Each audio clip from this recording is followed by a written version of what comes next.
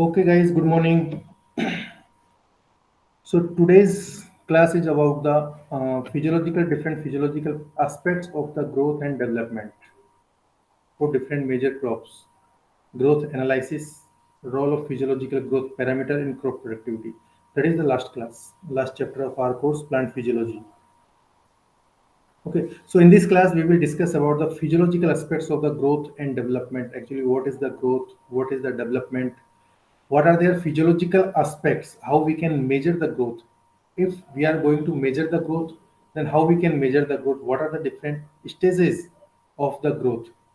Okay, then growth analysis, how we can analyze the growth by analyzing that there is a different parameter, 8 to 10 parameter is there to measure the growth. Okay, based on net assimilation rate, photosynthetic rate, net crop area, total crop area. Okay, so all these are the growth parameters, growth analysis parameters. Then what is the role of these physiological growth parameters in crop productivity? Because cumulatively all these growth parameters are responsible for the crop productivity. Total crop production or crop productivity is determined by the growth parameter. If all growth parameters are working well or are adapted by the plants during their growth and development, and definitely you will get a good yield in that crop. Okay, so these things we will discuss in the class. Then growth and development. First, we need to understand about the what is the growth, what is the development is that. Okay, so that we will discuss.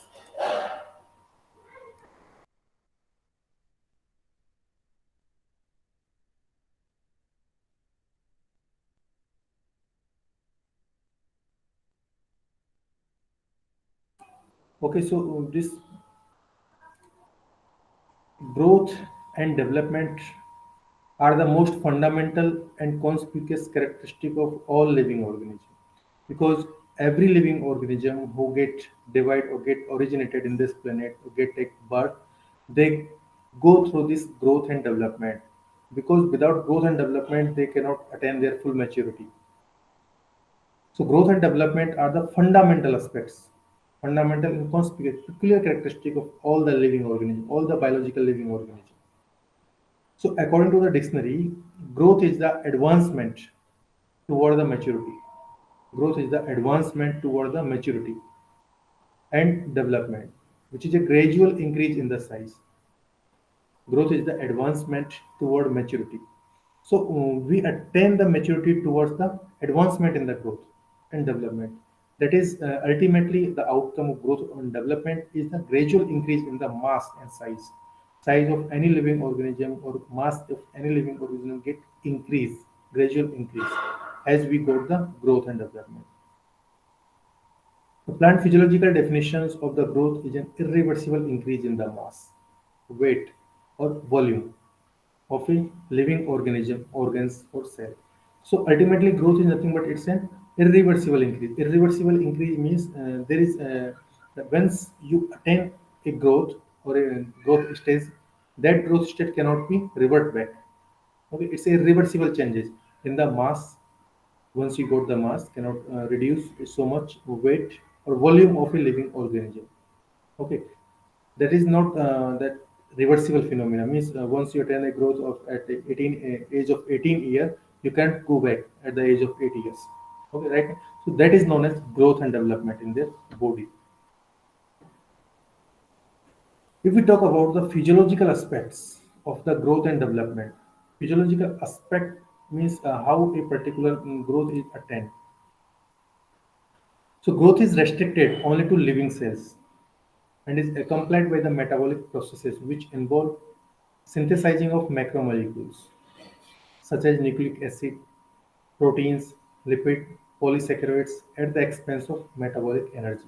So growth is restricted only to living cells only responsible for the growth. Means non-living thing cannot go for the growth and development. This is a peculiar characteristic of the living cells only.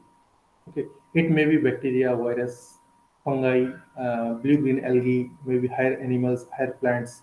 So this is the restricted to only the living cells, not for the non-living. And that is in case of viruses, this growth is characterized by the uh, dividations. They because each and every 20-30 minutes the bacteria cell go for the dividation. So that is the ultimate. And if there is an increase in the number of the bacterial colonies, the bacterial cells in a particular tube, we can say particular media, then we can say okay, growth of bacteria is going on. So, and this growth is accompanied by the metabolic processes. Metabolics means each and every living cell perform their few metabolic physiological functions, which involving synthesizing of macromolecules such as nucleic acids, protein, lipid, polysaccharide, at the expense of metabolic energy. Okay. Growth at the cellular level. If we talk about the cell level, because there is a different level of the growth, cellular level, then tissue level, then organ level, then completely body level. Growth at cellular level is accompanied by the organization of macromolecules. How if, different biomolecules, macromolecules get organized into the body. They get assembled into the membrane, plasma membrane. Different cell organelles like plastids, mitochondria, ribosomes, or other cell organelles. So that growth is also responsible to organize the different biological molecules. They get assembled into the plastid, mitochondria, ribosome. As you know, ribosomes are 70s type of ribosome present in the prokaryotes, while in case of eukaryote, both 70s and 80s type of ribosome are present. In case of plastid and mitochondria, they have their 70s type of ribosome because you know very well plastid and mitochondria are descendant from the prokaryotes. They are descendant from the prokaryotic cells. So as prokaryote 70 is present, so that's why the mitochondria and plastid contain 70s type of ribosome. Further, cells do not definitely increase in the size, but they get divided, giving rise to daughter cells. Cells they do not definitely increase in the size. As I told you, cells do not attain much size, much they don't increase in the much in the size and mass, but they keeps on dividing and produce their daughter cells. So this is the growth of the cell. An important process during cell division is synthesizing or replication of nuclear DNA. Synthesizing and replication of nuclear DNA in the chromosome, which is then passed into the daughter cells, which get passed into the daughter cells. Therefore, the term growth is used to denote an increase in the size by cell division and cell enlargement. Together with the synthesis of new cellular material, together with increase in the size by cell division, cell enlargement, together with the synthesis of new cellulose material and organism cellulose organelles. So all these cellular organelles or at organ levels we talk about that. So at that time, what happened? All the organelles first they synthesize the required material, whether it may be protein, DNA, RNA, or cellulose. They require for their structural synthesis. They will synthesize during the growth. Then growth is then in other words, growth can be defined as it's a vital process. It is a vital process which bring about the permanent change in any plant or its part with respect to its size, which form, weight, and volume. Growth is also defined as vital process which bring about the permanent changes in any plants or its part with respect to its size, form, weight, and volume. Growth region. Typically, growth region in plants are the apices of shoot and root. Means the main growth region of a living organism is present at the shoot tip and root tip. Shoot tip and root tip. Such growing regions are known as apical meristems. These growing regions are known as apical meristem. You know very well at the shoot at root tip, the meristematic tissue is present. Meristematic tissue is always keeps on dividing.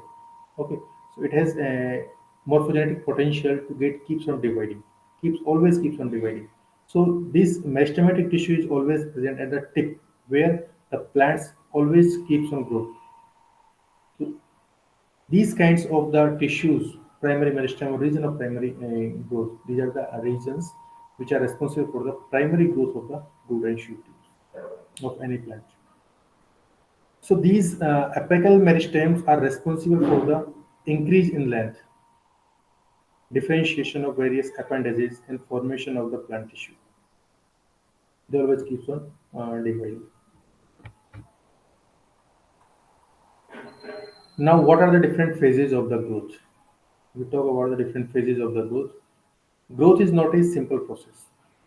Growth is not a simple process which it occur in meristematic region, where before completion of this process, a meristematic cells must pass through three different phases. We have to analyze the growth in terms of their phases because growth is divided into three different phases: cell formation, dividing phase.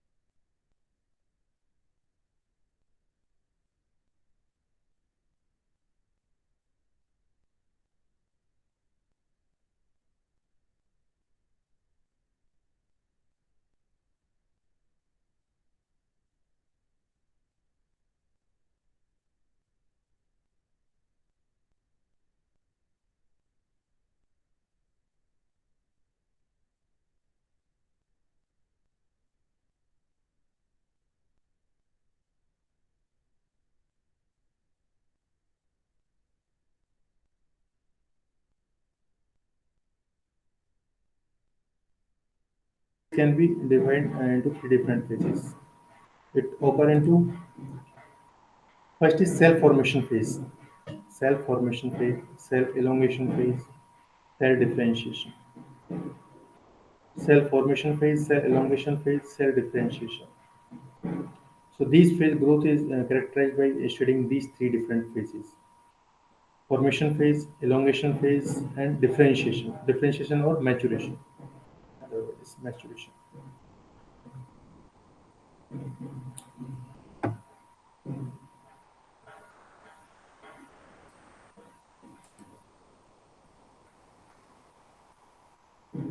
So the cell formation phase is represented by meristematic zone.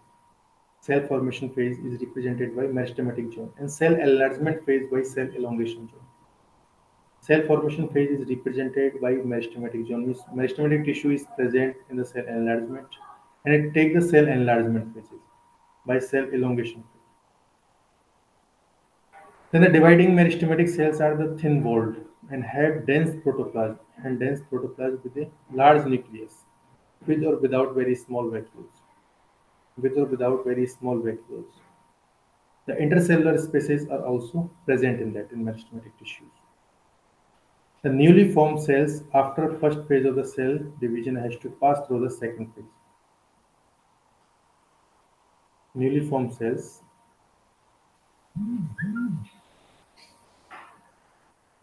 So these newly formed cells after first phase of cell division have to pass through the second phases of the cell enlargement. First meristematic zone, then first enlargement zone, meristematic. Could be.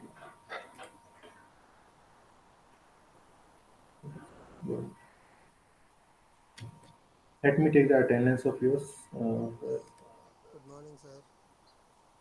Yes, good morning. So please stay here.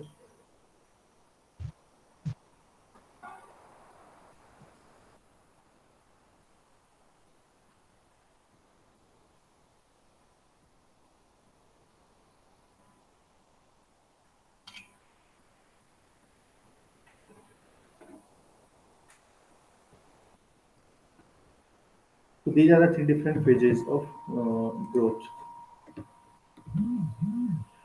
During the second phase of the cell elongation, there is a large quantity of the solute inside the growing cell water enter the cell due to osmotic effect, which resulting in increased turgidity and expansion and dilation of the thin elastic cell wall. So during the second cell phase of the cell elongation, large quantity of the solute inside the growing cell water they get enter into the cells because of osmotic effect. Because of this osmotic effect, Ultimately, there is an increase in the turgidity and expansion in the cell volume. They get dilated, thin, or elastic cell. This phase also result in appearance of the large vacuole. This phase will also result in appearance of large vacuole. In the last phase of cell maturations, secondary wall are let down and cell get mature, which is differentiated into the permanent tissue. So at the end stage or maturity phases, it is nothing but it synthesize all the chemicals, get expanded or increase its volume, or whatever the vacuole present that get increase in the size. At the last phase of cell maturation, the secondary wall gets synthesized and cell get mature, become differentiated into the permanent tissue. So that is the ultimate of three different phases. Now, these growth stages can be studied in a term of growth curve. Typically, this growth pattern of annual plant is divided into three different phases: lag period of the growth, lag, log, and senescence period, steady state. So these are the three different stages of the growth which we can discuss. Yes, senescence steady period of the growth. Lag phase. If someone asks you the growth about the growth curve, because this growth curve represent or suitable for all the living organism, not only for the plant but for all the living organism. Lag period, log period, and steady state period. In case of lag period, during this period, the growth rate is quite slow. Growth rate is quite slow because it is the initial stage of the growth. The initial stage of the growth.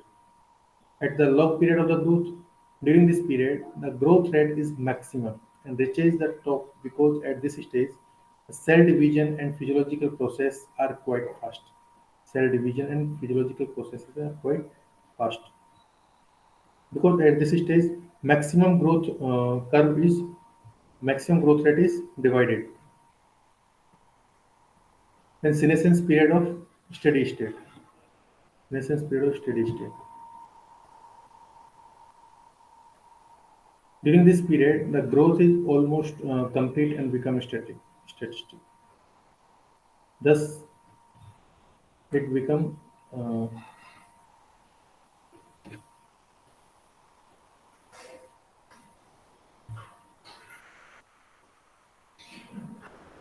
growth is almost complete and become statistic.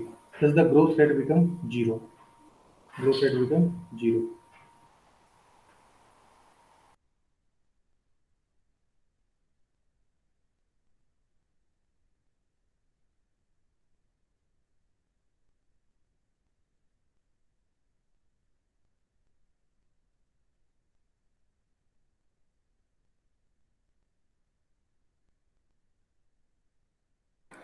So, these are the three different phases of the growth.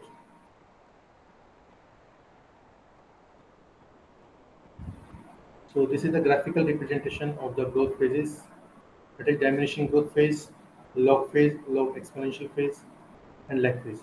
So at the lag phase, you can see the growth is somewhat very steady or very slow at this stage. Still growth lag phase, because at that time cell needs their cell will engage in the preparation of the cell division. So it will keeps on synthesizing different molecules which is required for the cell division like DNA, RNA, and protein.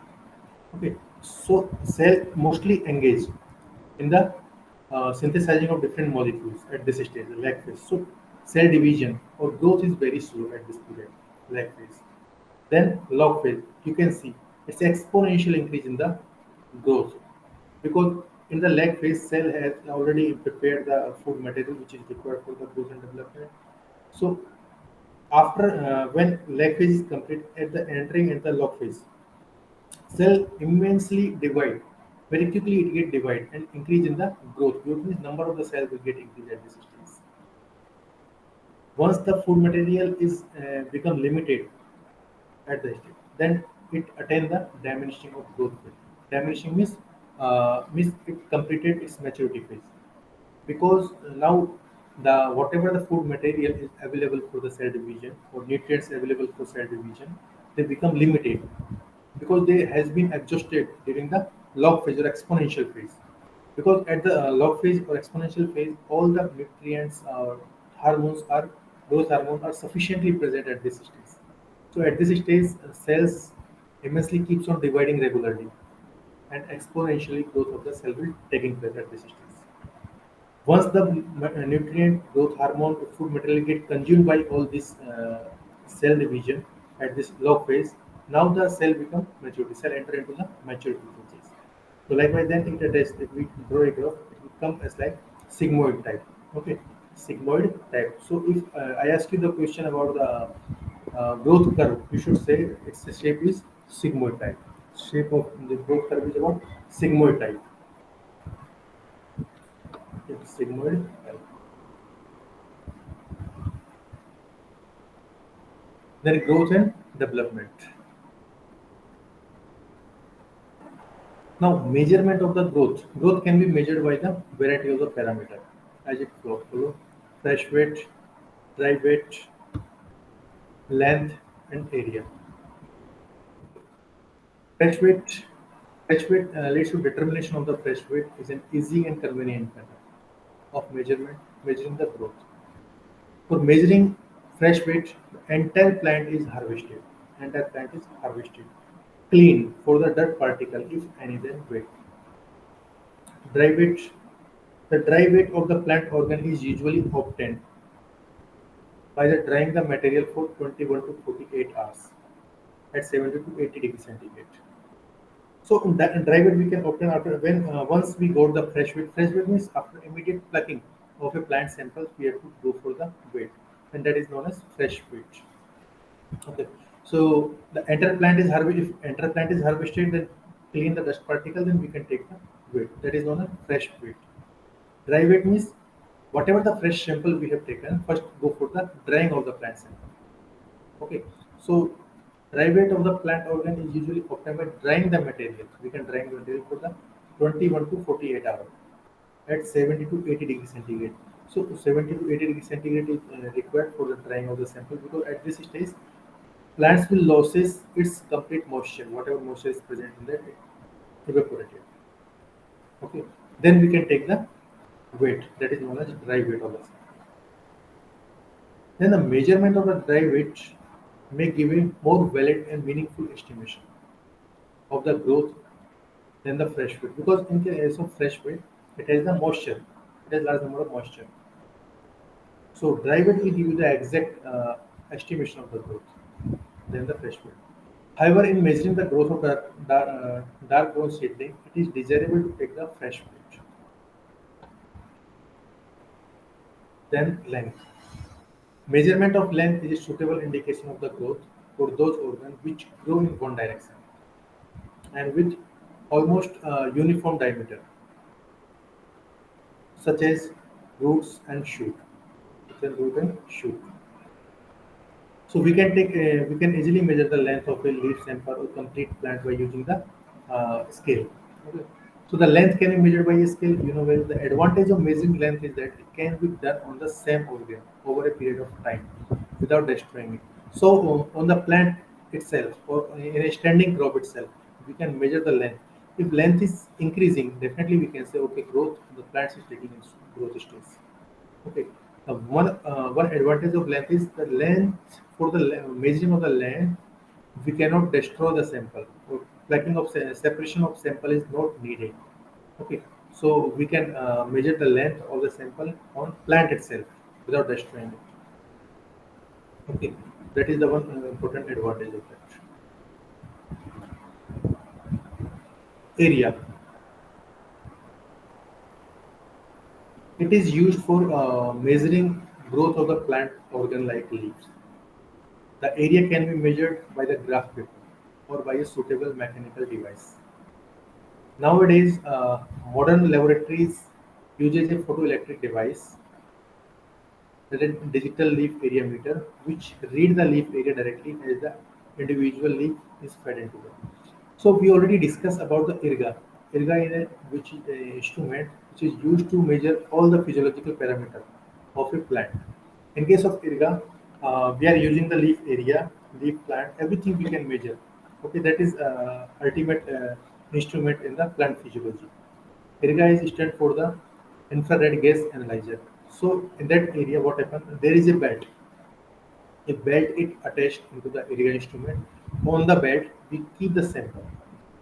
When the belt rotates, the sample is also rotated along with that. That is attached with the camera. The camera will scan the image or shade of that leaf sample. Based on that, it will give you the area. So likewise, we can also measure the area. If area is increase of a leaf, then we can measure the growth of the plant also. Okay. So that is the ultimate instrument, IRGA. That is based on the photoelectric device also. Digital leaf area meter is also attached in that, so we can measure photosynthesis, respiration, how much CO2 is utilized by the plant. So each and every physiological parameter of the plant can be measured by the IRGA. IRGA stands for infrared gas analyzer. Then growth analysis. Growth analysis is nothing but it's a mathematical expression. It's a mathematical expression of environmental effect on the growth and development of the crop plant. This is a useful tool in studying the complex interactions between the plant growth and environment. So, growth analysis in the crop plant first studied by the British scientist, that is Blackman in 1999, Brick Keats, West 1920, then William, then Watson, Blackman. So, all these scientists work on the growth analysis. They try to measure the growth analysis by using the different growth parameters. Primary value means dry weight, and then they able to easily determine with the great demand and modern laboratory equipments.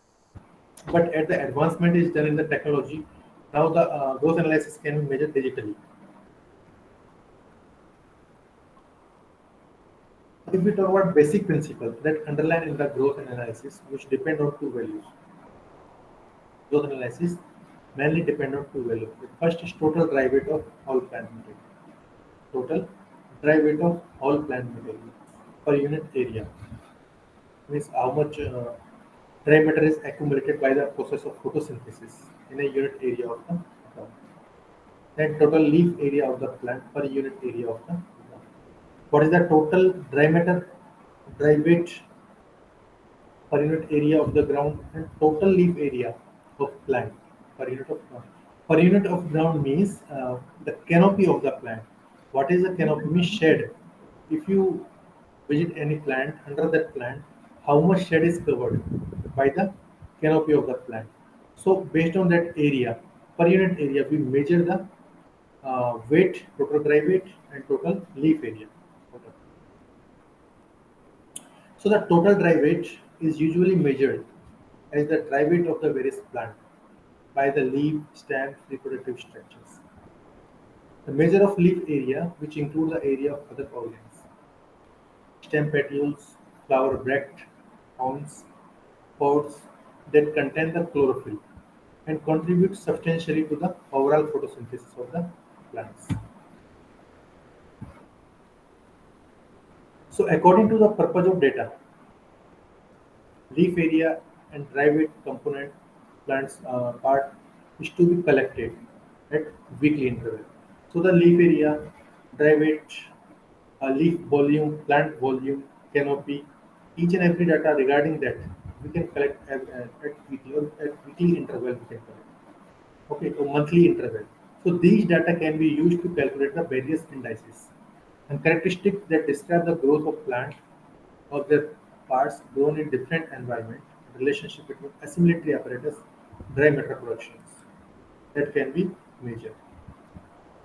So all these parameters can be measured for the growth analysis.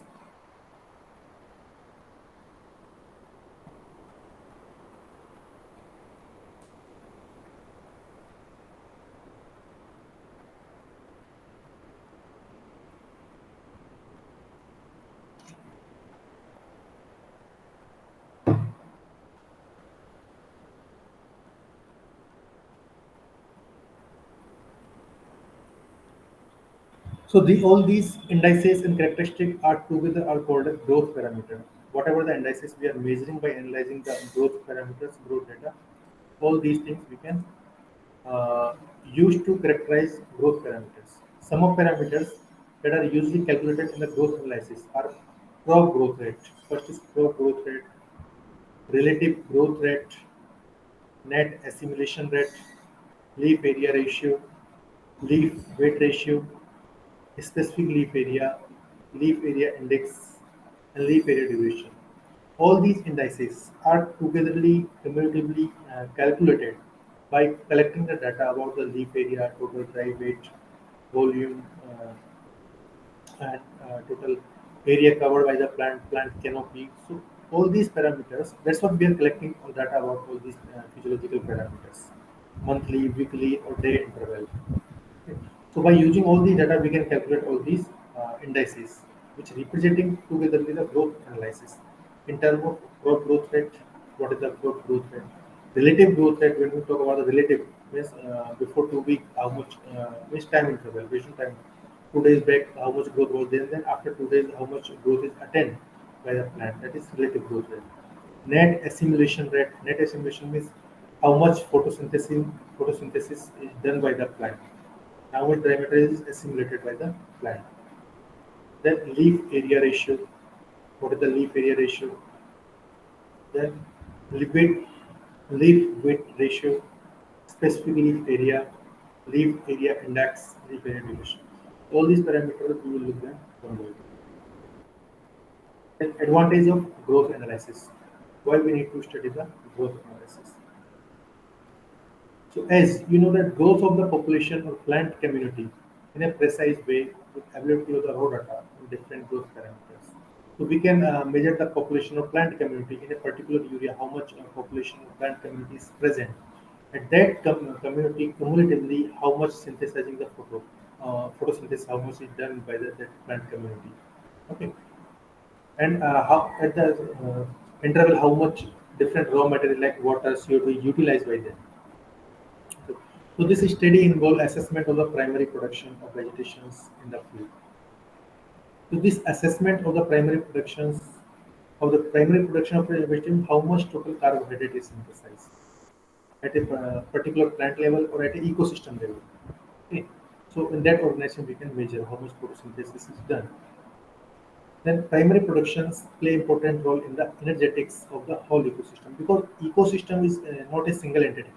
Ecosystem is cumulatively formed by the plant, cell, whatever the plant, animal, everything is there in that a particular limited area. So all these living organisms, there may be bacteria, virus, everything is there. So it maintains its cycle. Sorry. So it maintains its complete cycle. So these primary producers, plants, plants are known as primary producers because they are utilizing the sunlight and the synthesizing photosynthesis. So this primary production play important role in the energetic of whole ecosystem. So the studies also provide the precise information on the nature of the plant environment interaction in a particular habitat, which provide accurate measurement of the plant growth performance in an integrated manner at different interval of time. So there is a drawback of the growth analysis also. In a classical growth analysis, if sampling is done for the primary value, which consists harvesting or stripping, because for growth analysis we have to completely destroy the plant itself, which represents sets of the plant or plot, which is impossible to follow the same plants or plot through the whole of experiment. Once we collect a data like dry matter, we collect the data about the dry matter, then you have to remove the plant completely. Okay, so for same plant we cannot collect the data again. That is the major drawback. So we can collect the data. Okay. So then what are the growth characteristics for the plants? These growth characteristics, growth characteristic is done. So all these growth characteristics are growth characteristic, or you can say growth indices, can be defined just like weight, dry weight, leaf area. Okay, so if we talk, we have represented given some sign in that. So here you can see that W represent the total plant weight. WL represent dry leaf, dry leaves. WS means stem, weight of stems. Root means weight of root. Likewise, these are the few informations we'll be using further to define this growth and life parameters. So first is crop growth rate. You have to remember first crop growth rate is given by the DJ Watson. Watson coined the term crop growth rate. It is defined as the increase of the total matter in the gram per unit area. You just remember the definition of this crop growth rate. Crop growth rate defined as the increase of dry matter in the gram per unit area per unit time. Then mean of CGR over an interval time of T1, T2 is usually calculated as shown in the following formula. This is a mathematical formula representing the CGR, representing CGR, where CGR is the main crop growth rate, where W1, W2 are the dry weight of two sampling rate.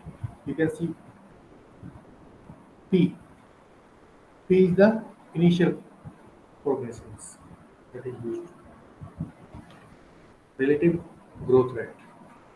The term relative growth rate is coined by Blackman, defined as the rate of increase in the dry matter per unit of dry matter already present. That means whatever dry matter is already present and how much increase after 2 days, 3 days.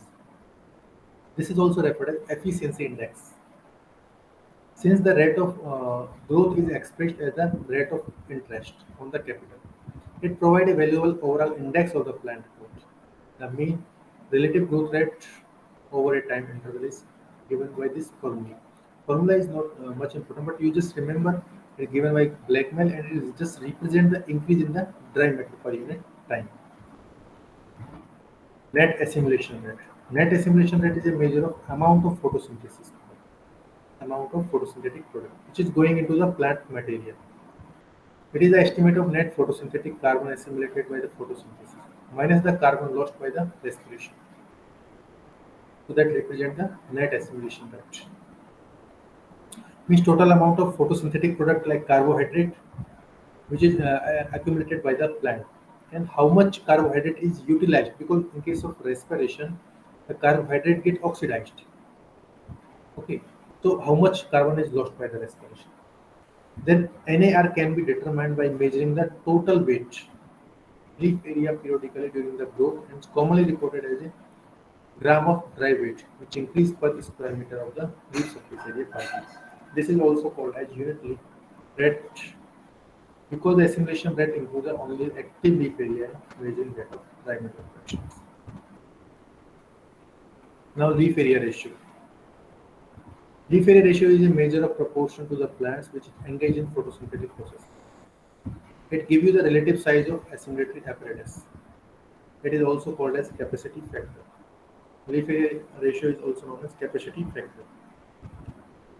It is defined as the ratio between leaf area in square centimeter and total plant dry matter. It represents leafiness character of the crop plant. Leafiness, leaf area ratio presents leafiness character. The leaf weight ratio. It is one of the component of leaf area ratio and defined as the ratio between gram of dry matter in the leaf and total dry matter in the plant. So, particular leaf, how much dry matter present in a leaf as compared to total dry matter present in the complete plant. So, the ratio between these two. It is a unitless dimension. Leaf weight ratio is a dimensionless, and leaf area ratio is representing the leafiness character of the plant. Leaf weight ratio is represent index the leafiness of the plant. Index of leafiness of the plant on weight basis.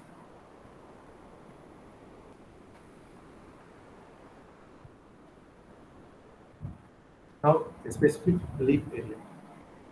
It is another component of leaf area ratio and defined as a ratio between leaf area in centimeter and total leaf dry weight in gram. Measurement of leaf density. It measures the leaf density. How much leaf density? And specific leaf weight.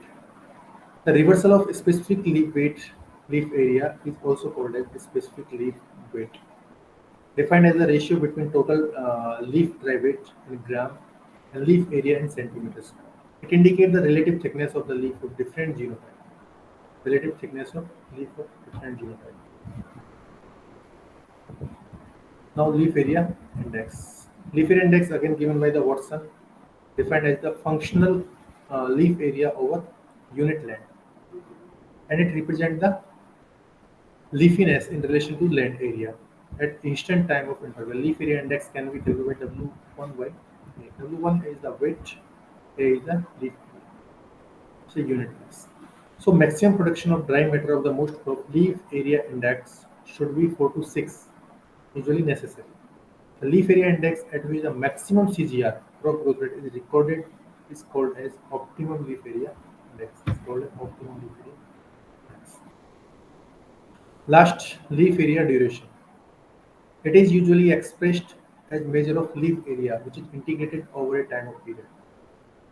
Some takes into account both the magnitude of the leaf area and it represents persistence in the time.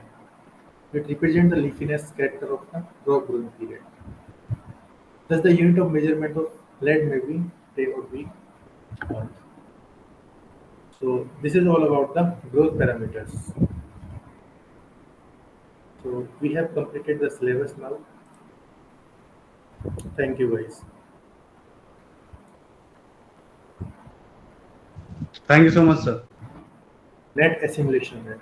Net assimilation rate is a measure of amount of photosynthesis, amount of photosynthetic product, which is going into the plant material.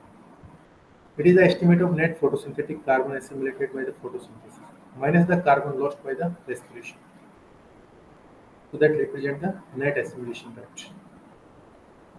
Means total amount of photosynthetic product like carbohydrate which is accumulated by the plant and how much carbohydrate is utilized because in case of respiration the carbohydrate get oxidized.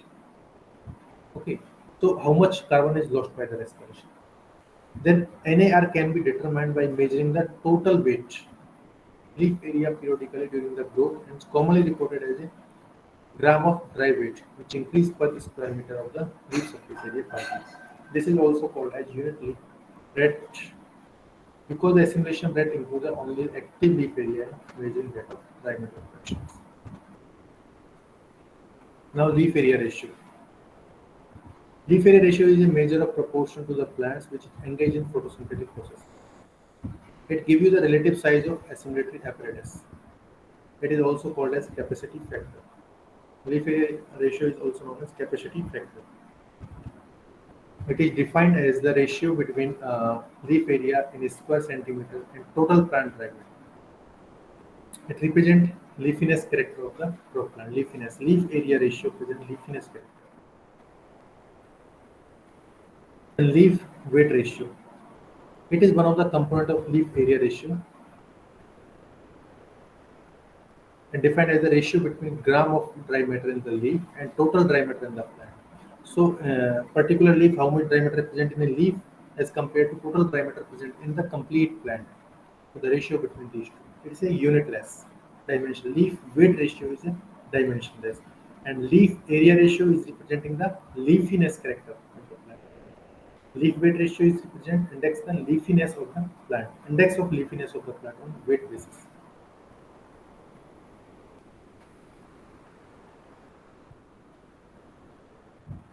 Now, specific leaf area. It is another component of leaf area ratio and defined as a ratio between leaf area in centimeter and total leaf dry weight in gram. Measurement of leaf density. It measures the leaf density. How much leaf density? And specific leaf weight. The reversal of specific leaf weight, leaf area is also called as specific leaf weight. Defined as the ratio between total leaf dry weight in gram and leaf area in centimeters. It indicates the relative thickness of the leaf of different genotype. Relative thickness of leaf of different genotype. Now leaf area index. Leaf area index again given by the Watson, defined as the functional leaf area over unit land, and it represents the leafiness in relation to land area at instant time of interval. Leaf area index can be taken by W1 by A. W1 is the weight, A is the leaf, so unit mass. So maximum production of dry matter of the most crop leaf area index should be 4 to 6, usually necessary.